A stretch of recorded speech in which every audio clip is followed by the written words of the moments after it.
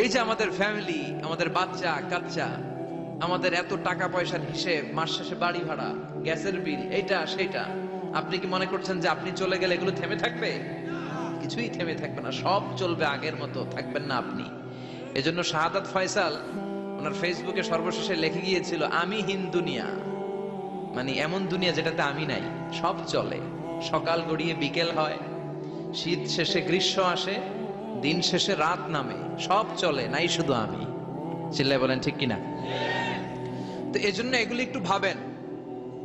অনেক ব্যস্ত আমরা, এই দুনিয়ার পুরো জীবনটা এটা হচ্ছে লালসাময় একটা জীবন, লোভ, মরিচিকা, মায়াজাল। এই মায়াজালে আমরা আটকে আছি, ফলে মৃত্যুর কথা আমরা ভুলে গিয়েছি, পাগলের মতো ছুটছি, আরো টাকা লাগবে, আরো খ্যাতি লাগবে, আরো যশ লাগবে, আরো দাপট লাগবে আমার।